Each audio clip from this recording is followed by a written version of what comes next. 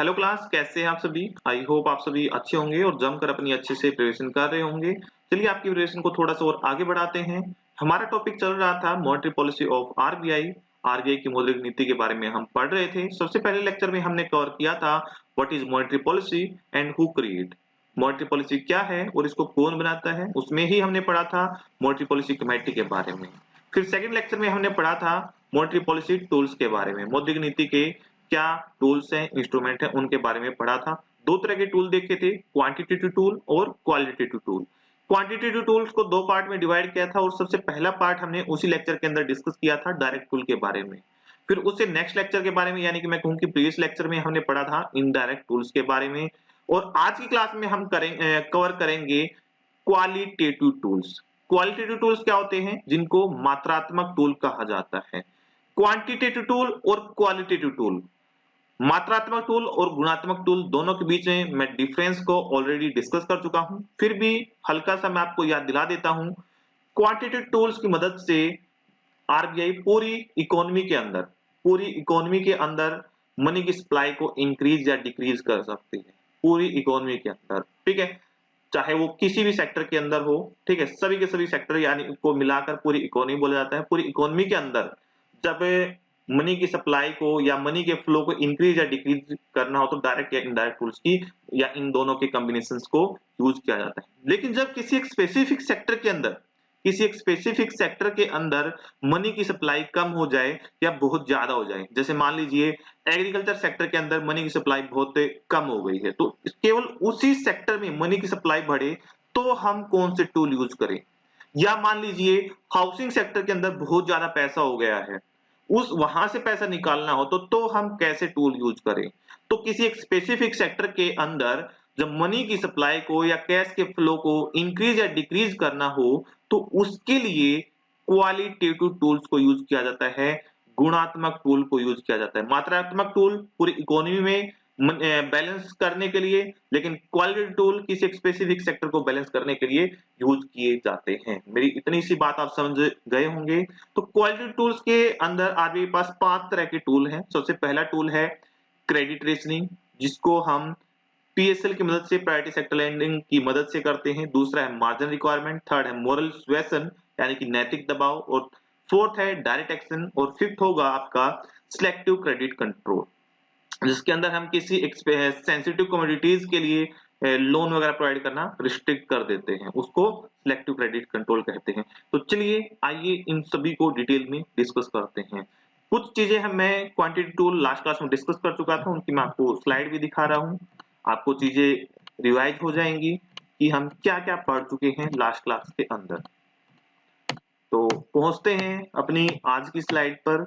Qualitative tool, qualitative tool को हिंदी में क्या कहते हैं? गुणात्मक टूल। गुणात्मक टूल, तो गुणात्मक टूल क्या होते हैं? जब किसी स्पेसिफिक सेक्टर के अंदर मनी की सप्लाई को घटाना या बढ़ाना हो तो उसको गुणात्मक टूल कहा जाता है, ठीक है। तो सबसे पहला हम जो पढ़ेंगे क्रेडिट रेशनिंग के बारे में पढ़ेंगे। व्हाट इज क्रेडिट रेशनिंग और कैसे क्रेडिट रेशनिंग की मदद से किसी एक स्पेसिफिक सेक्टर के अंदर मनी की सप्लाई को इंक्रीज या डिक्रीज किया जा सकता है। सबसे पहले इसका मीनिंग समझेंगे। क्रेडिट का मतलब क्या होता है? लोन होता है। चाहे आपको क्रेडिट वर्ड दिया हो या फाइनेंस वर्ड दिया हो, दोनों का मतलब क्या होता है? लोन होता है। रेशनिंग वर्ड कहां से आया है? रेशो से आया है, और रेशो का मतलब क्या होता है? डिवाइड, अलग अलग पार्ट्स में डिवाइड, विभिन्न भागों में डिवाइड कर देना। यानी कि लोन को अलग अलग सेक्टर में डिवाइड कर देने से भी क्या होगा, क्या हो सकता है? मनी की सप्लाई को घटाया या बढ़ाया जा सकता है। किसी एक स्पेसिफिक सेक्टर के अंदर हम लोन ज्यादा देने के लिए कह सकते हैं, इस तरह का इसका भाव निकल कर आ रहा है। तो क्रेडिट रेशनिंग का मतलब क्या हुआ? लोन का बंटवारा। क्रेडिट रेशनिंग का मतलब क्या हुआ? लोन का बंटवारा।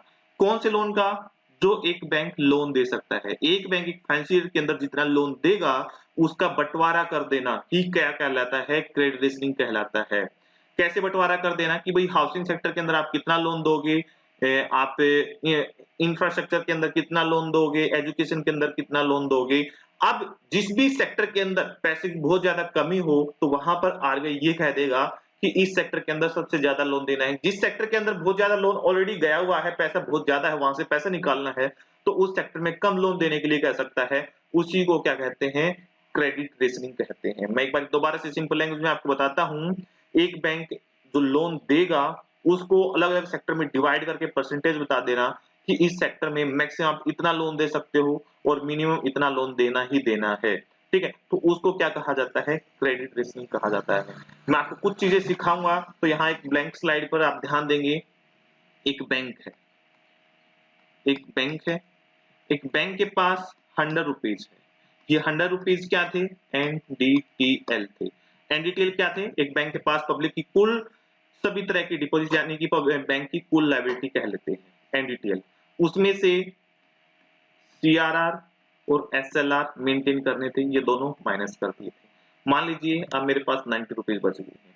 90 रुपीज क्या है, जो एक बैंक उसको यूज कर सकता है लोन के रूप में देने के लिए, यूज कर सकता है लोन के रूप में देने के लिए। और इसको क्या कहते हैं, ए एन बी सी कहते हैं। याद रखना, इसकी फुल फॉर्म आपके एग्जाम में आ चुकी है, A N B C. What is A N B C? Adjusted net bank credit, adjusted net bank credit. What is adjusted net bank credit? Simple language में बता देता हूं मैं, यहाँ पर आपको कोई भारी भरकम डेफिनेशन नहीं दूंगा। इसका मतलब ये है कि एक साल के अंदर एक बैंक जितने लोन देगा उसको ए एन बी सी कहते हैं। तो क्या हुआ, A N B C CRR maintain करने के बाद जो बैंक के पास पैसा बच गया है लोन के रूप में बांटने के लिए, मार्केट में इन्वेस्ट करने के लिए, उसको ए एन बी सी कहते हैं। अब 90 रुपए है। अब यहां पर ध्यान से सुनना कि एग्रीकल्चर सेक्टर के अंदर मान लो फ्लड आ गई और बहुत सारी फसल वगैरह खराब हो गई हैं, ओले वगैरह पड़ गए थे, और अभी आपने देखा भी होगा किसानों की हालत खराब हो रखी है क्योंकि उनकी फसल कुछ हद तक बर्बाद हो गई, कुछ मौसम की मार से, कुछ कोरोना की मार से उनकी बिक वगैरह नहीं पाई है। तो कुल मिलाकर ये समझ लीजिए एग्रीकल्चर सेक्टर के अंदर बहुत ज्यादा नुकसान हो गया। अब लोगों को अब किसानों की भरपाई करने के लिए और ताकि वो अगली फसल को उगा सके, उनको हेल्प करनी है, तो उनको क्या करना पड़ेगा, उनके पास तो पैसे नहीं हो, तो बर्बाद हो चुके हैं, तो उन तक पैसा पहुंचाना पड़ेगा। अब बैंक तो वहां पर ज्यादा लोन देंगे, जहां पर उनको प्रॉफिट दिखाई देगा, और एग्रीकल्चर में तो हो सकता है उनका पैसा फंस सकता है, वो रिटर्न बड़ी मुश्किल से मिलेगा, तो वहां पर रिटर्न नहीं है, तो बैंक वहां पर पैसा नहीं देना चाहेगा, कोई भी नहीं देगा। तो ये इंपॉर्टेंट सेक्टर है, इसके बिना काम भी नहीं चलेगा। तो बैंक क्या करे, सॉरी आरबीआई क्या करे कि एक फिक्स कर दे परसेंटेज। क्या फिक्स कर दे, भाई आप एक साल के अंदर जितना लोन देंगे, 90 रुपए का लोन दे सकता है एक बैंक, चाहे वो किसी भी सेक्टर में दे, उसमें से मान लीजिए 20 रुपीज, परसेंटेज नहीं कह रहा मैं, 20 रुपीज कहां पर देना है, एग्रीकल्चर में देना है, और देना ही देना है, मैंडेटरी है, जरूर देना है। तो इसी को क्या कहेंगे, क्रेडिट रेशनिंग कहेंगे। उसमें से कहे कि 30% एमएसएमई सेक्टर को देना है, माइक्रो स्मॉल मीडियम एंटरप्राइजेस को देना है, उसमें से 10% या 10 रुपए लगा लीजिए एजुकेशन सेक्टर में देना है। डिफरेंट सेक्टर्स के अंदर एक बैंक की परसेंटेज फिक्स कर देना, मिनिमम परसेंटेज फिक्स कर देना कि आपको मिनिमम इस सेक्टर के अंदर इतना लोन तो देना ही देना है। क्यों फिक्स कर देना, क्योंकि वहां पर उस सेक्टर में पैसों की कमी हो गई है, उस सेक्टर में पैसों की कमी हो गई है। ठीक है, तो उन सेक्टर में आरबीआई लोन क्यों दिलाना चाहता है, क्योंकि वो सेक्टर्स हमारी इकोनॉमी के लिए बहुत ज्यादा इंपॉर्टेंट है, बहुत ज्यादा इंपॉर्टेंट है, इसलिए सबसे पहले उनको प्राथमिकता दी जाएगी कि आपको वहां पर लोन देना ही देना है। देखिए आरबीआई ने कुछ ऐसे सेक्टर्स आइडेंटिफाई किए हैं जो हमारी इकोनॉमी के लिए बहुत ज्यादा इंपॉर्टेंट है, बहुत ज्यादा इंपॉर्टेंट है। आरबीआई ने कुल मिलाकर 8 सेक्टर्स आइडेंटिफाई किए हैं जो हमारी इकोनॉमी के लिए बहुत ज्यादा इंपॉर्टेंट है, इसलिए उनको टॉप प्रायोरिटी में रखा गया है, प्राथमिकता में रखा गया है कि जो कुल लोन दिया जाएगा बैंकों के द्वारा, सबसे ज्यादा वहां पर फोकस करना है। वो हमारे इकोनॉमिक डेवलपमेंट में मदद करते हैं वो सेक्टर, उनमें इन्वेस्टमेंट के बिना हमारी इकोनॉमी आगे नहीं बढ़ सकती। तो तो उनको प्रायोरिटी दी गई उन सेक्टर्स को। मैं बताऊंगा वो कौन कौन से सेक्टर हैं, 8 सेक्टर हैं। उन सेक्टर्स के अंदर लोन देना बहुत ही जरूरी है, उनके अंदर लोन देना है। ऐसे सेक्टर जिनको प्राथमिकता मिली हुई है, ऐसे सेक्टर जिनको प्रायोरिटी मिली हुई है कि उनको पहले लोन देना है और मिनिमम इतना लोन तो देना ही देना है, उन्हीं लोन को, उन्हीं सेक्टर्स को क्या कहा जाता है, पीएसएल कहा जाता है। मैं पहली स्लाइड में आपको दिखाता हूं पीएसएल। पीएसएल की आपके एग्जाम में फुल फॉर्म आ चुकी है और बेटा बहुत बार आती है और आपके इंटरव्यू में भी पूछी जाती है, तो इसको नोट कर लेना। पीएसएल क्या होता है? प्रायोरिटी सेक्टर लेंडिंग, प्राथमिकता प्राप्त क्षेत्र के अंदर लोन देना।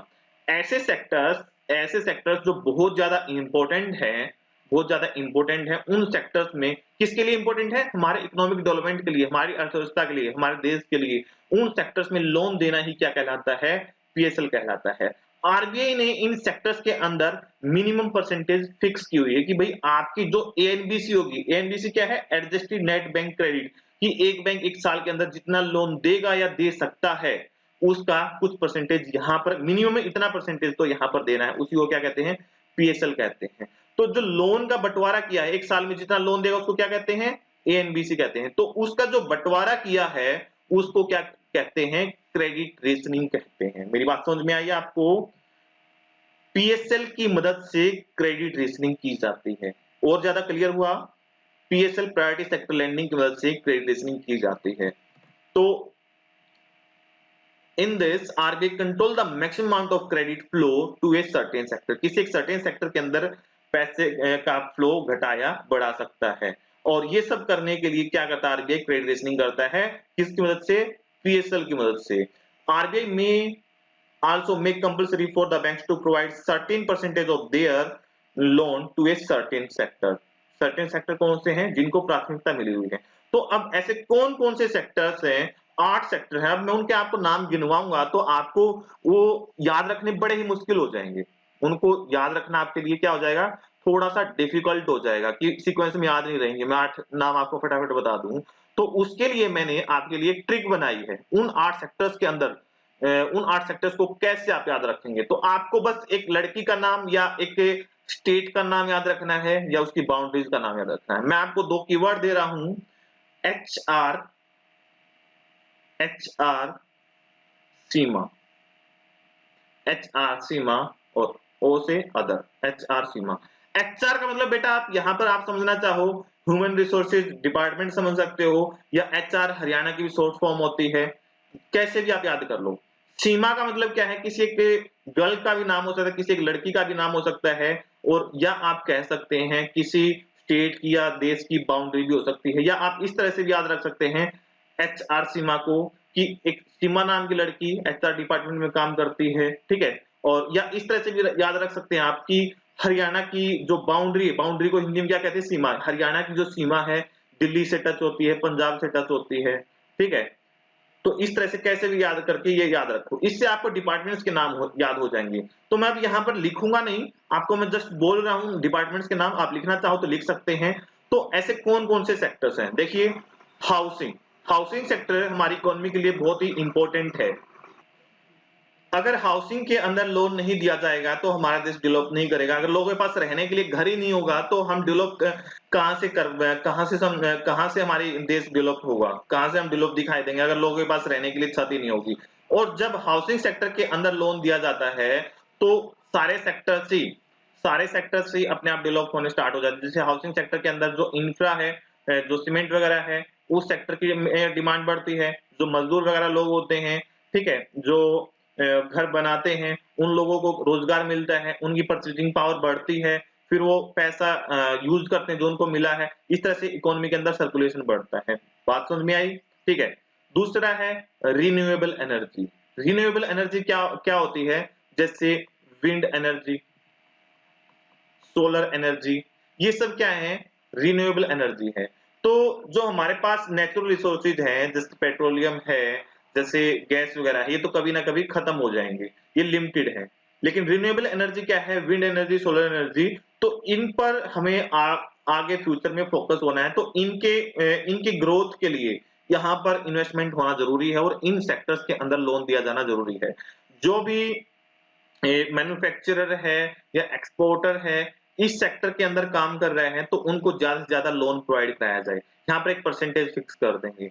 ऐसे ही ऐसे सोशल इंफ्रास्ट्रक्चर जैसे स्कूल बनाना है, कॉलेज बनाना है, हॉस्पिटल बनाना है, ब्रिज बनाना है, रोड बनाना है, वो सारे के सारे क्या कहलाते हैं? सोशल इंफ्रास्ट्रक्चर के अंदर आ जाते हैं। सोशल इंफ्रास्ट्रक्चर, ठीक है? तो उन सेक्टर्स के अंदर लोन देना बहुत जरूरी है, तभी हम इकोनॉमिकली डेवलप हो सकते हैं। दूसरा है export sector. Export sector is also important. अगर हम कुछ एक्सपोर्ट करेंगे तो उससे हमारे पास फॉरेन रिजर्व बढ़ेंगे। उन फॉरेन रिजर्व से हम जो हम अपने देश के अंदर प्रोड्यूस नहीं कर सकते, उन चीजों को हम क्या कर सकते हैं? इंपोर्ट कर सकते हैं। जैसे पेट्रोलियम हम इंपोर्ट करते हैं, पेट्रोल इंपोर्ट करते हैं, डीजल इंपोर्ट करते हैं, तो उनको क्या होगा? उनकी पेमेंट कर सकते हैं, या बहुत सारे और भी प्रोडक्ट होंगे। तो एक्सपोर्ट हमारे देश के लिए बहुत ज्यादा जरूरी है, क्योंकि हम सेल्फ डिपेंडेंट नहीं है, बहुत सारी चीजों के लिए दूसरे देशों पर आश्रित हैं। वहां से हमें इंपोर्ट करना होता है, इंपोर्ट की पेमेंट फॉरेन करेंसी में की जाती है, और फॉरेन करेंसी हमारे पास कब आएगी? जब हम कुछ एक्सपोर्ट कर देंगे। तो एक्सपोर्टिंग सेक्टर के अंदर कोई भी बिजनेसमैन लगा हुआ है, कोई भी बिजनेसेस लगे हैं, तो उनको सहारा देना जरूरी है, तो वहां पर लोन दिया जाना जरूरी है। ठीक है? तो ये सेक्टर आरबीआई ने डिसाइड कर रखे हैं। दूसरा, अगला ई से क्या होगा? एजुकेशन। अगर पढ़ेगा नहीं इंडिया तो कैसे बढ़ेगा इंडिया? ठीक है? कैसे होगी हमारी इकोनॉमिक ग्रोथ?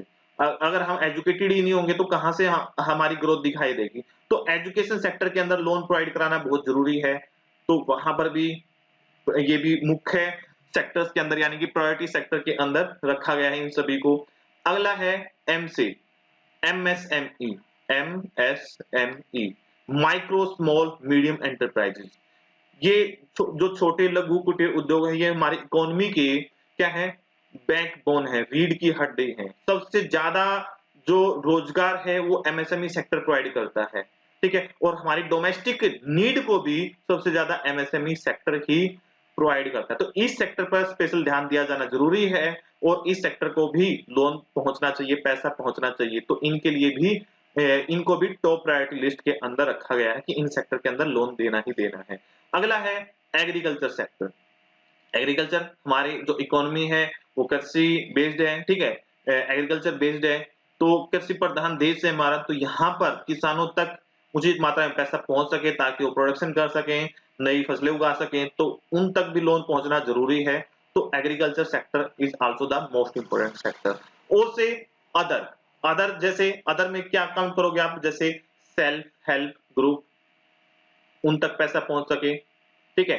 या जो बिलो पुअर्टी लाइन है, बिलो पुअर्टी लाइन बीपीएल परिवार हैं, ठीक है?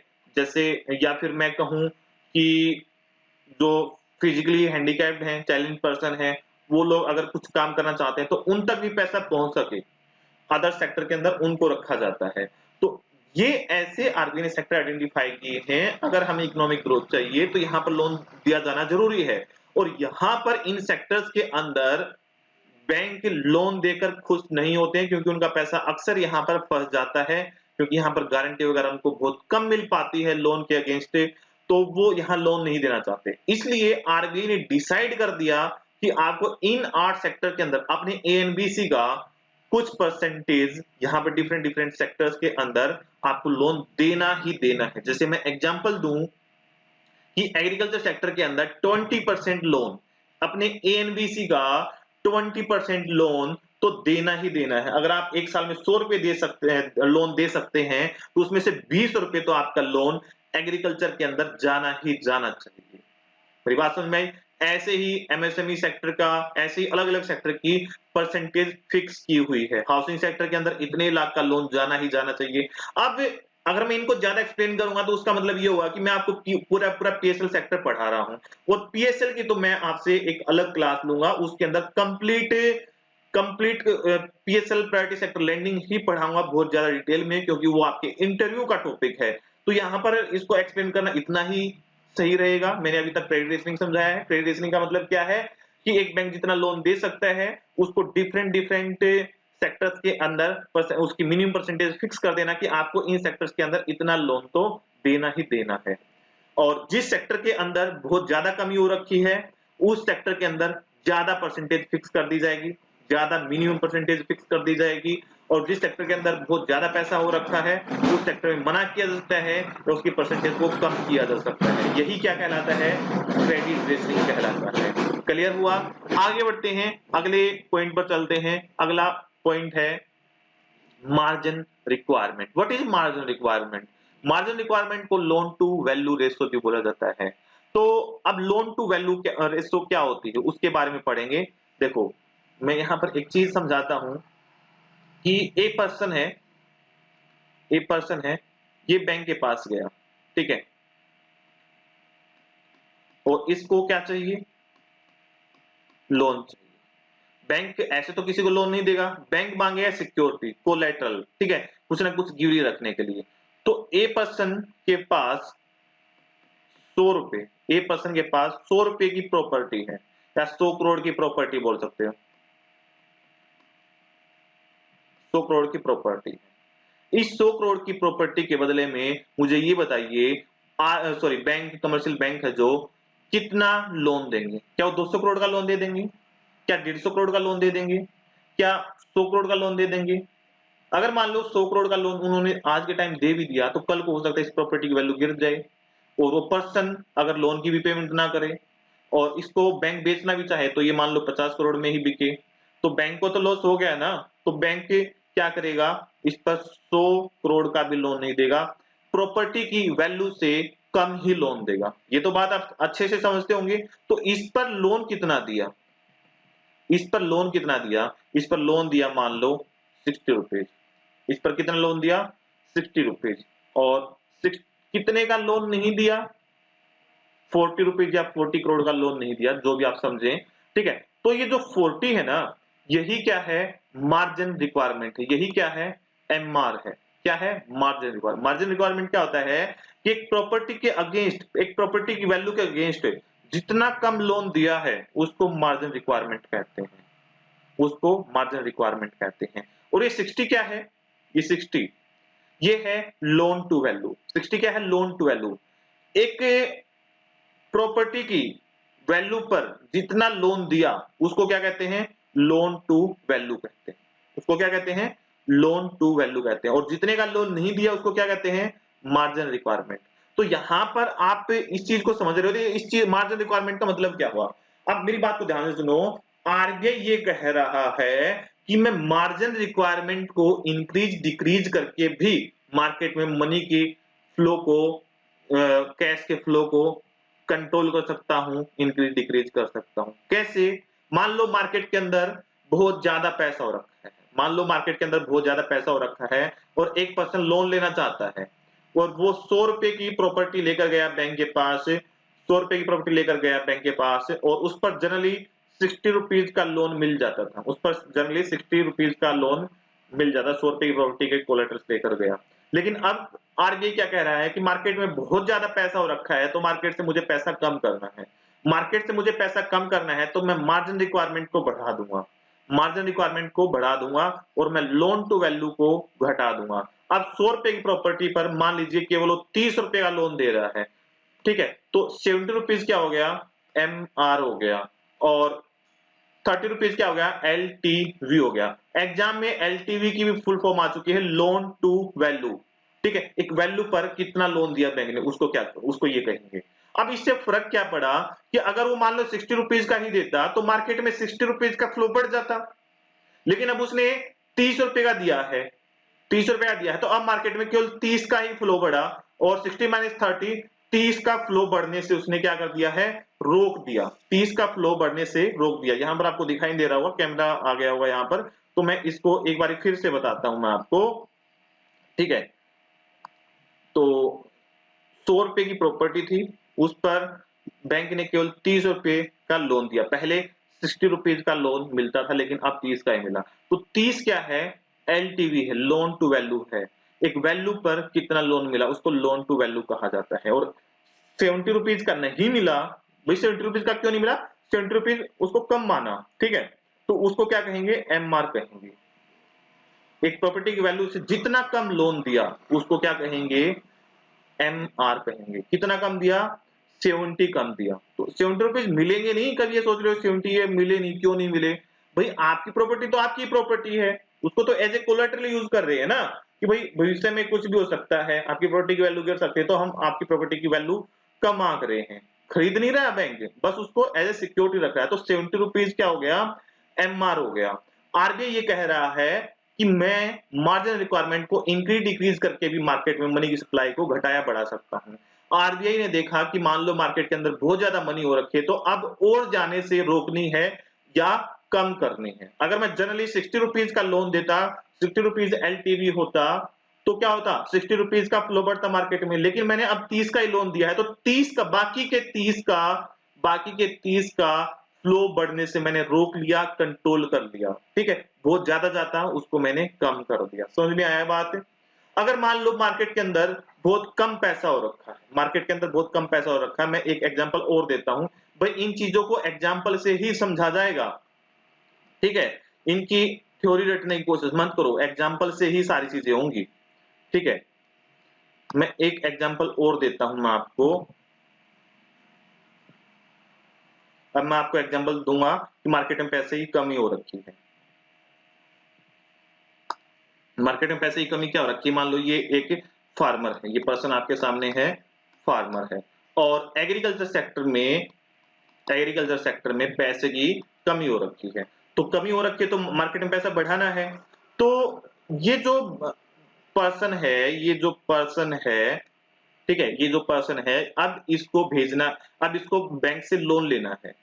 तो इसके पास 100 रुपीज की प्रॉपर्टी है, और 100 रुपीज की प्रॉपर्टी है, तो बैंक के पास लोन लेने गया और इसको मिल गया 80 रुपीज का लोन।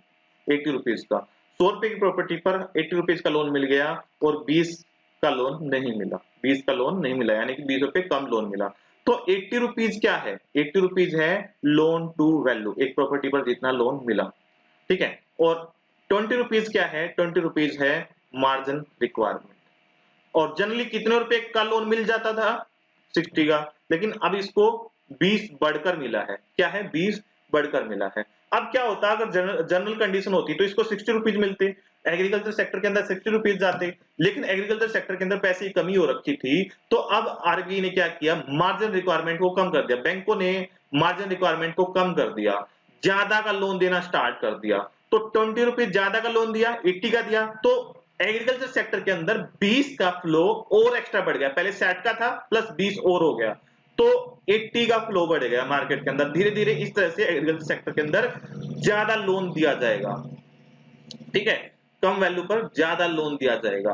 तो आरबीआई यही कह रहा है कि मैं मार्जिन रिक्वायरमेंट को कम या ज्यादा करके भी मार्केट में मनी के फ्लो को बढ़ा सकता हूं। अगर मुझे मार्केट में, अगर मुझे किसी स्पेसिफिक सेक्टर के अंदर, मनी की सप्लाई को बढ़ाना है, मनी के फ्लो को बढ़ाना है, तो एमआर को कम कर दूंगा, मार्जिन रिक्वायरमेंट को कम कर दूंगा। अगर मुझे किसी स्पेसिफिक सेक्टर से मनी की सप्लाई को घटाना है, तो मैं वहां पर मार्जिन रिक्वायरमेंट को बढ़ा दूंगा। मेरी ये लास्ट की 2 लाइन थी, बहुत ज्यादा इंपॉर्टेंट थी।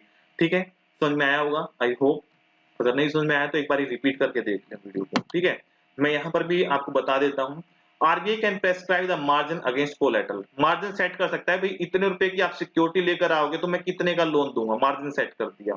ठीक है, 60 का लोन दूंगा, ठीक है, और जितने का लोन नहीं दिया वो मार्जिन रिक्वायरमेंट कहलाएगा। To control the money supply in the economy or in a specific sector. For example, if a bank lend only 60% of the collateral value, then the margin requirement is 40, जो मैंने अभी आपको समझाया है। If RBI rate margin requirement, customer will be able to borrow less, and the money supply in the economy or a specific sector will also decrease, और उस sector में decrease हो जाएगी मनी की सप्लाई, एंड वाइस वर्सा, और इसके ठीक विपरीत। मेरे हिसाब से समझ में आया होगा। मार्जिन रिक्वायरमेंट क्या है, मार्जिन रिक्वायरमेंट जितनी वैल्यू का लोन नहीं दिया उसको कहते हैं। मार्केट में बहुत ज्यादा पैसा हो रखा है या किसी स्पेसिफिक सेक्टर के अंदर बहुत ज्यादा पैसा हो रखा है, वहां पर मार्जिन रिक्वायरमेंट को बढ़ा देंगे। अब किसी स्पेसिफिक सेक्टर के अंदर पैसा बहुत कम है, तो वहां पर मार्जिन रिक्वायरमेंट को भी कम कर देंगे, ताकि वहां पर बढ़ाना है। आगे बढ़ते हैं, अगला पॉइंट है moral suasion. Moral suasion, what is moral suasion, बताइए। मोरल सुएसन क्या होता है, आपको पहले भी पढ़ा रखा है मैंने क्लासेस के अंदर। सुएसन का मतलब होता है दबाव, दबाव का मतलब क्या है, फोर्स। और मोरल का मतलब क्या होता है, नैतिक, नैतिक दबाव। नैतिक दबाव का मतलब क्या है? मैंने आपसे कहा ध्यान से सुनो, ठीक है? मैंने क्या कहा? ध्यान से सुनो। तो आपने तुरंत क्या किया? इधर-उधर देखना बंद कर दिया और सीधा स्क्रीन पर देखना स्टार्ट कर दिया कि क्या कह रहे हैं सर। आपके ऊपर क्या था? ये नैतिक ही दबाव तो था कि आप मेरी रिस्पेक्ट करते हो, आप मेरी रिस्पेक्ट करते हो और आपने क्या किया? मेरी आवाज़ सुनते ही ध्यान देना स्टार्ट कर दिया स्क्रीन पे कि सर कुछ इम्पोर्टेंट बताने वाले हैं।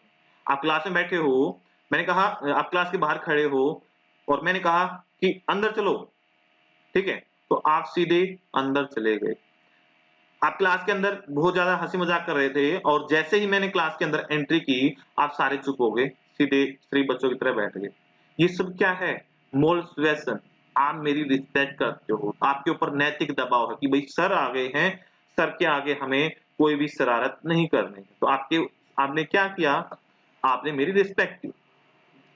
इसका मतलब क्या है मोरल सुएसन का कि किसी की शर्म मानकर या किसी की रिस्पेक्ट के बदले में जो काम किया जाए, किसी की रिस्पेक्ट के बदले में या किसी की शर्म मानकर जो काम किया जाए उसको क्या कहते हैं? मोरल सुएसन कहते हैं।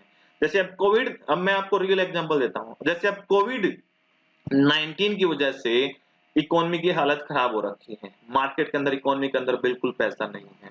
ठीक है? और सभी के काम-काज बंद हो गए, सभी की जॉब बंद हो गई, सभी की सैलरी आनी बंद हो गई, सभी के पास पैसा आना बंद हो गया। अब बहुत सारे लोगों ने लोन ले रखा था बैंकों से, अलग-अलग क्रेडिट कार्ड बनवा रखे थे। अब सैलरी से ही वो पे करते थे, अब सैलरी नहीं आ रही तो कहाँ से पे करेंगे? तो लोग क्या होगा? मारे जाएँगे। ऐसा तो क्या होगा? प्रॉब्लम हो जाएगी। 1 सेकंड वेट, ठीक है? ऐसे तो क्या होगा? प्रॉब्लम हो जाएगी। अब वो लोग पैसा नहीं दे सकते, लेकिन बैंक वाले तो पैसा माँगेंगे, बैंक वाले तो पैसा माँगेंगे। आरबीआई ने एक मीटिंग की, एक कॉन्फ्रेंस की और कहा कि इकोनॉमी की हालत बहुत ज़्यादा खराब हो रखी है और बैंकों को चाहिए कि लोगों को कुछ मोहलत दें, लगभग 3 महीने का मोराटोरियम दें। मोराटोरियम याद होगा ना एक वर्ड? आपने खूब सुना होगा न्यूज़पेपर के अंदर,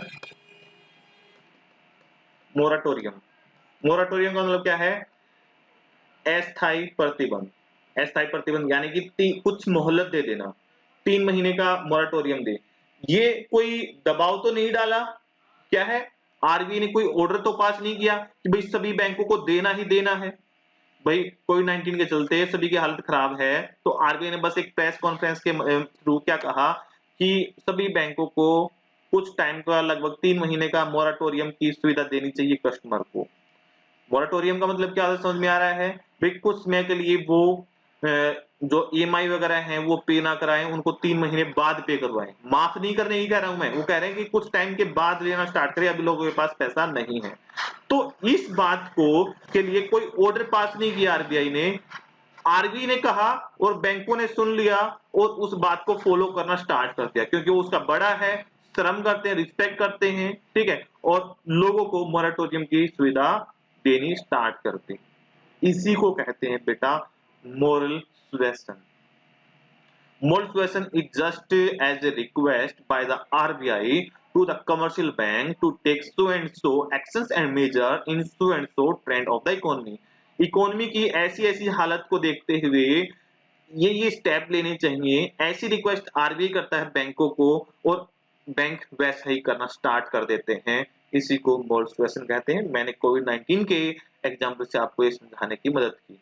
ठीक है? आरबीआई ये कैसे कहेगा बैंक तक कैसे बात पहुंचाएगा? RBI will try to influence through direct meeting. तो ये बैंकों के बोर्ड ऑफ डायरेक्टर्स के साथ बैठकर मीटिंग कर ले, उनके साथ कॉन्फ्रेंस कर ले या मीडिया में कोई स्टेटमेंट दे दे या कोई स्पीच दे दे उसकी मदद से और बैंक उस बात को फॉलो करना स्टार्ट कर दे। क्या कहलाएगा? मोरल सुएसन, नैतिक दबाव। तो ऐसा करने से क्या हुआ? मार्केट से वो लोगों से पैसा लेते हैं ईएमआई का, अब उन्होंने नहीं लिया तो मार्केट में मनी की सप्लाई घटने की बजाय सेम रह गई या बढ़नी स्टार्ट हो जाएगी। मार्केट की और ज्यादा हालत खराब ना हो इसलिए मोराटोरियम की सुविधा प्रेजेंट में दी गई है लोगों को। समझ में आई? आई होप समझ में आया होगा, फिर भी नहीं समझ में आया तो कमेंट कर दो, मैं रिप्लाई कर दूंगा आपको, अभी रिप्लाई कर दूंगा। ठीक है? आगे चलते हैं डायरेक्ट एक्शन। डायरेक्ट एक्शन क्या होता है? जब बैंक आरबीआई की गाइडलाइंस को फॉलो नहीं करते हैं, उनका अनुसरण नहीं करते हैं, आरबीआई की बातों को नहीं मानते हैं, तो फाइनली आरबीआई को गुस्सा आ जाता है और गुस्से में कुछ एक्शन ले लेते हैं। एक्शन बड़े भी हो सकते हैं, पेनल्टी भी लगाई जा सकती है, बैंकों का लाइसेंस भी कैंसिल किया जा सकता है, फाइन भी किया जा सकता है बैंकों पर, ठीक है। उन सभी को क्या कहते हैं, डायरेक्ट एक्शन कहते हैं। Direct action means RBI give punishment to those bank who does not follow the guidelines and norms of banking sector issued by RBI। जो बैंकिंग सेक्टर के नॉर्म्स गाइडलाइंस है, अगर कोई बैंक उनको फॉलो नहीं करता है तो आरबीआई जो बैंकों को पनिशमेंट देता है उसी को क्या कहते हैं, डायरेक्ट एक्शन कहते हैं। आरबीआई क्या क्या कर सकता है, आरबीआई कैन पेनलाइज, उन पर पेनल इंटरेस्ट लगा सकता है, उनको रिफ्यूज कर सकता है, किसी सेक्टर में लोन देने से मना कर सकता है, या इवन उनके लाइसेंस कैंसिल कर सकता है। अभी प्रेजेंट में अगर आप करंट अफेयर पढ़ रहे हैं तो मुझे बताइए किस बैंक का अभी प्रेजेंट में, किस कोऑपरेटिव बैंक का प्रेजेंट में लाइसेंस कैंसिल किया गया है। वो जो लाइसेंस कैंसिल किया गया है वो डायरेक्ट एक्शन ही तो है।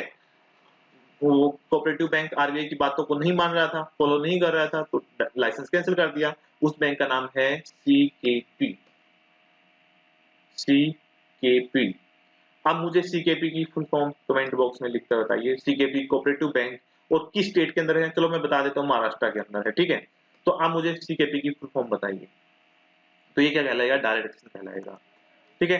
बहुत सारे बैंक के जो केवाईसी नॉर्म्स से फॉलो नहीं करते तो उन पर कई बार पेनल्टी लगा देता है, उनको नए अकाउंट ओपन करने से रोक देता है। वो सभी क्या है, डायरेक्ट एक्शन का ही पार्ट है। लास्ट में अगर हम कंक्लूजन की बात करें, और उससे पहले एक पॉइंट और था हमारा, मैं भी आपको यहाँ पर दिखा देता हूँ। जो 5वां पॉइंट था शायद हमने उसके बारे में डिस्कस नहीं किया। जहाँ पर टूल थे वहां पर पहुंच गए हैं। हमने पहले 4 पॉइंट डिस्कस कर लिए हैं काफी अच्छी तरीके से। लास्ट पॉइंट था selective credit control. Selective credit control क्या था, restrict bank against sensitive commodities. भाई गैम्बलिंग है, गैम्बलिंग के लिए कोई लोन ले रहा है तो उस सेक्टर में लोन ना प्रोवाइड करना, यही क्या कहलाता है, सिलेक्टिव क्रेडिट कंट्रोल कहलाता है। किसी एक स्पेसिफिक सेक्टर जो कोई प्रोडक्टिव काम नहीं कर रहा है, जो हमारी इकोनॉमिक ग्रोथ में हेल्प नहीं कर सकता, उस सेक्टर में लोन ना देना, उस सेक्टर में बैंकिंग सुविधाएं ना प्रोवाइड करना, जैसे गैम्बलिंग के लिए लोन वगैरह ना देना, जुआ खेलने के लिए लोन ना देना। तो ये क्या है, सेंसिटिव सिलेक्टिव क्रेडिट कंट्रोल का ही एग्जांपल है। तो इसको अलग से एक्सप्लेन करने की जरूरत नहीं थी। हमने सारे मॉनेटरी पॉलिसी के टूल्स को पढ़ लिया है। अगर भाई आरबीआई के पास ये टूल है, इन टूल्स को कैसे यूज करेगा, इनमें से किसी एक स्पेसिफिक टूल को यूज कर सकता है, कॉम्बिनेशन ऑफ टूल्स को यूज कर सकता है, और मान लो सभी के सभी टूल्स को यूज कर लिया फिर भी इकोनॉमिक हालात ठीक नहीं हुए, फिर भी मान लो इकोनॉमी के अंदर प्रॉपर मनी सप्लाई नहीं बनी है, तो फिर क्या करे। फिर भाई गवर्नमेंट और आरबीआई मिलकर सामने आएंगे। आरबीआई के पास बहुत सारे रिजर्व होते हैं अपने पास, ठीक है, बहुत सारा पैसा पड़ा होता है, बहुत सारी अर्निंग होती है। आरबीआई उस पैसे को निकाल कर गवर्नमेंट को देगा और कहेगा कि भाई आप इसको मार्केट में लगा दो, ठीक है। अगर मार्केट में मान लो बहुत सारी कमी हो रखी है तो आरबीआई अपने रिजर्व से पैसा निकालकर अपनी जेब को ढीला करेगा आरबीआई, और गवर्नमेंट को कुछ पैसे ट्रांसफर करता है। कई बार आपने ये न्यूज सुनी भी होगी मार्केट के अंदर, ठीक है, आरबीआई ने इतने करोड़ रुपए गवर्नमेंट को दिए हैं।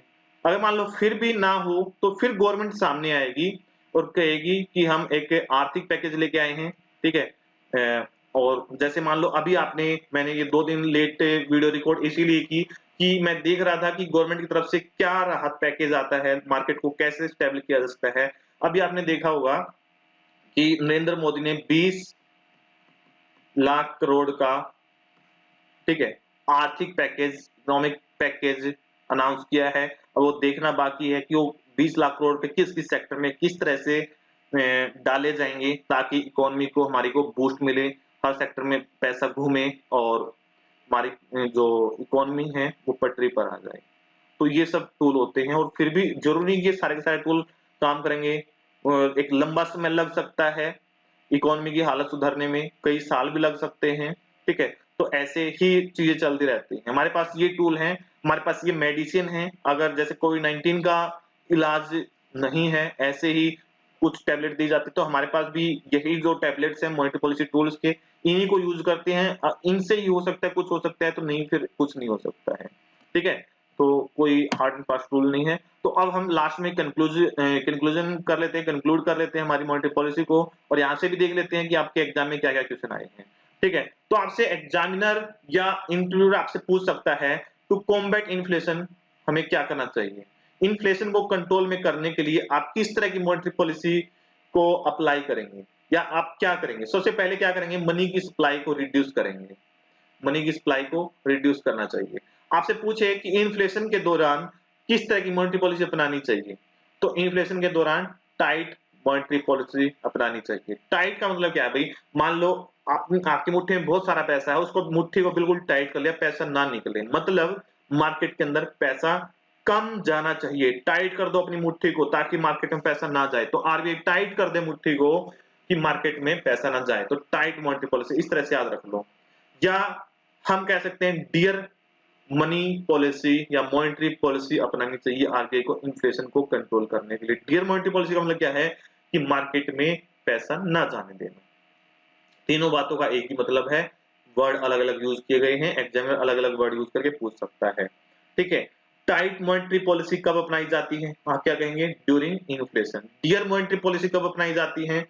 During inflation. इस तरह से घुमा फिरा के आपसे इंटरव्यूअर या एग्जामिनर आपसे क्वेश्चन पूछ सकता है। ठीक है? अगला है टू कॉम्बैट डिफ्लेशन। डिफ्लेशन को कंट्रोल करने के लिए, डिफ्लेशन से लड़ने के लिए किस तरह की मॉनेटरी पॉलिसी अपनानी चाहिए? तो आप कहेंगे इजी मॉनेटरी पॉलिसी या चीप मॉनेटरी पॉलिसी अपनानी चाहिए और मार्केट में मनी की सप्लाई को क्या कर देना चाहिए? इंक्रीज कर देना चाहिए। डिफ्लेशन है ना भाई, मार्केट में कमी हो रखी है पैसे की। जैसे एट प्रेजेंट तो इंक्रीज करनी है मॉनेटरी पॉलिसी। तो अलग-अलग पैकेज आएंगे, ठीक है? और इसको हम कहेंगे इजी मॉनेटरी पॉलिसी या चीप मॉनेटरी पॉलिसी। तो यहाँ पर आपकी मॉनेटरी पॉलिसी का चैप्टर कंप्लीट हो जाता है। पूरी मॉनेटरी पॉलिसी को एक बारी फिर से सभी वीडियोस को देखकर एक बारी रिवाइज कर लीजिए फास्ट मोड पर। 2x की स्पीड से आप पूरी मॉनेटरी पॉलिसी को एक बारी देख डालिए। सारे कॉन्सेप्ट और एग्जांपल्स आपको फिर से याद आ जाएंगे और उससे आपका एक बहुत ही अच्छा लेवल तैयार हो जाएगा पूरी इकोनॉमी को समझने के लिए। और प्रेजेंट की सिचुएशन जो गवर्नमेंट और आरबीआई मिलकर कर रहे हैं, वो सारी कहानी आपको समझ में आ जाएगी। मॉनेटरी पॉलिसी आपके लिए बहुत ही इंपॉर्टेंट टॉपिक है। तो एक बार इसको फिर से दोबारा से पूरा पढ़ लीजिए और जितनी बार भी आप पढ़ेंगे, जितनी बार भी आप वीडियो को देखेंगे, मैं गारंटी लेता हूँ हर बार एक नए कॉन्सेप्ट को, एक नई चीज को सीखेंगे सेम वीडियो से। क्योंकि वन टाइम में आप सारी चीजें अपने दिमाग के अंदर नहीं डाल पाते हैं। हर बार एक नया एग्जाम्पल आएगा। फिर भी आपको कोई भी डाउट रह गया है तो आप कमेंट कर दीजिए या आपके पास मेरा पर्सनल नंबर तो है ही, वहां पर आप व्हाट्सएप कर सकते हैं और अपने डाउट पूछ सकते हैं। ठीक है? पढ़ाने के लिए भाई मेरे पास और भी बहुत सारी चीजें हैं आप लोगों को। ठीक है? तो अगर आपका रिस्पॉन्स अच्छा आता रहेगा तो मैं पढ़ाता रहूँगा, ठीक है? फिर भी मैं आगे थोड़ी बहुत और चीज़ें बता देता हूँ आपको कि आपके एग्ज़ाम के लिए और क्या-क्या चीज़ें इम्पोर्टेंट हैं। तो आपका जब एग्ज़ाम होगा तो आपसे या इंटरव्यू होगा तब आपसे जो मॉनेटरी पॉलिसी के अंदर जो रेट्स हैं, ब्याज की दरें हैं, उनकी करंट रेट्स पूछे जाते हैं आपसे। तो जब भी आप एग्ज़ाम देने जाएँ, इंटरव्यू देने जाएँ तो आपको याद होना चाहिए कौन सी मॉनेटरी पॉलिसी चल रही है और उसके प्रेजेंट में क्या रेट है। जैसे अभी प्रेजेंट में जो मैं वीडियो बना रहा हूँ, तो अभी first bimonthly monetary policy चल रही है और उसके अंदर आपको reserve ratio, repo rate, reserve ratio, ठीक है, reverse repo rate, MSF rate, bank rate, CRR, SLR, इन सभी के रेट आपको पता होना चाहिए। ये सब कहाँ मिलेंगे आपको? rbi.org.in पर विजिट कीजिए और करंट रेट्स पर क्लिक कीजिए नीचे जाकर, ठीक है? और वहां से आपको मिल जाएगा। अगर आप लैपटॉप में ओपन करते हैं वेबसाइट को तो आपके लेफ्ट हैंड में आ जाएंगे रेट्स, वहां से क्लिक करके देख सकते हैं। मैं आपको प्रेजेंट के स्क्रीनशॉट दिखा देता हूँ ये रेट्स कैसे क्या चल रहे हैं। जब आप मोबाइल फोन के अंदर आप ओपन करते हैं तो करंट रेट्स के नाम से हेडिंग होगी ऊपर और वहां पर पॉलिसी रेट होगा। पॉलिसी रेट पर क्लिक करेंगे तो आपके पास रेपो रेट आ जाएगी। रेपो रेट प्रेजेंट में 4.4 चल रही है, रिवर्स रेपो रेट 3.75 चल रही है और एमएसएफ और बैंक रेट सेम चलती है, 4.65 चल रही है अभी प्रेजेंट में, ठीक है? और वहां पर नीचे जो रिजर्व रेशो होते हैं वो भी दिए होते हैं। सीआरआर 3% है और एसएलआर 18% है। फ्यूचर में ये घटेंगी भाई, ठीक है? अगली मॉनेटरी पॉलिसी में ये घट सकते हैं क्योंकि इकोनॉमिक हालत ऐसे ही है। और ये सीआरआर एसएलआर है और मैंने जैसे कहा था पढ़ाने के लिए तो मेरे पास बहुत इंपॉर्टेंट है, लेकिन आपके एग्जाम के पॉइंट ऑफ व्यू से मैं सारी चीजें कवर कर चुका हूँ। आपके एग्जाम के पॉइंट ऑफ व्यू से सारी चीजें कवर हो गई, नहीं तो मैं आपको सॉरी एक्सचेंज रेट पढ़ा सकता हूँ, लैंडिंग डिपॉजिट रेट्स पढ़ा सकता हूँ, बेस रेट क्या होती है, एमसीएलआर रेट क्या होती है। जैसे सेविंग डिपॉजिट रेट है जो सेविंग अकाउंट पर मिलती है और 2.75 से 3.50 तक रहती है, ठीक है, अभी प्रेजेंट में। और टर्म डिपॉजिट पढ़ा सकता हूँ मैं आपको। और जैसे हम मार्केट का चैप्टर पढ़ेंगे कि फाइनेंशियल मार्केट चैप्टर पढ़ेंगे तो वहां पर हम पढ़ेंगे गवर्नमेंट सिक्योरिटीज के बारे में, जो 2000 जैसे ये यहाँ पर गवर्नमेंट सिक्योरिटीज के इंटरेस्ट रेट दिए हुए हैं, treasury bill 91 days, 182 days, 364 days के ट्रेजरी बिल, 3 तरह के ट्रेजरी बिल होते हैं, उन सब के बारे में दिए हुए कि उनकी क्या रेट चल रहे हैं, उन पर कितना रिटर्न मिलेगा, या ऐसी गवर्नमेंट सिक्योरिटीज जिनकी मैच्योरिटी पीरियड 2029 में, 29 में, 26 में, 24 में, 24 में, 21 में जो होगा उन पर क्या रिटर्न मिलेगा। तो ये सारी चीजें यहाँ पर हैं, पढ़ाने को ये भी पढ़ा सकता हूँ, कॉल रेट्स पढ़ा सकता हूँ मैं आपको, ठीक है, लेकिन ये आपके एग्जाम के लिए रिलेवेंट नहीं है और आपके फाइनेंशियल मार्केट के अंदर इनमें से कुछ चीजें हम कवर करेंगे। तो अगर आपको यहाँ तक की चीजें समझ में आई हैं तो आपका बहुत अच्छा एक्सपीरियंस रहेगा एग्जाम में, ठीक है। उम्मीद करता हूँ आपको सारी चीजें अच्छे से समझ में आई हैं और यहाँ पर आपके लगभग 9 या 10 चैप्टर कंप्लीट हो गए हैं और मैंने एक 50 प्लस चैप्टर्स की सीरीज स्टार्ट की हुई है, तो उसमें धीरे-धीरे मैं आपके सारे कॉन्सेप्ट क्लियर कर दूँगा। अगर आपका रिस्पॉन्स अच्छा आता रहा मुझे, तो मैं फटाफट सारे के सारे चैप्टर डाल दूँगा और रिस्पॉन्स अगर ढीला-ढाला रहा, तो भई वीडियोज़ भी थोड़ी ढीली हो सकती हैं, ठीक है? तो सारी चीज़ें आप पर डिपेंड करती हैं क्योंकि मैं आपके लिए पढ़ा रहा हूँ, यहाँ पर मुझे बड़बड़ाने का बिल्कुल भी शौक नहीं है कि मैं लाइव आऊँ और आपके लिए बड़बड़ाता रहूँ, ठीक है? तो मिलते हैं नेक्स्ट क्लास में एक नए टॉपिक के साथ, ठीक है? Thank you class, have a nice day.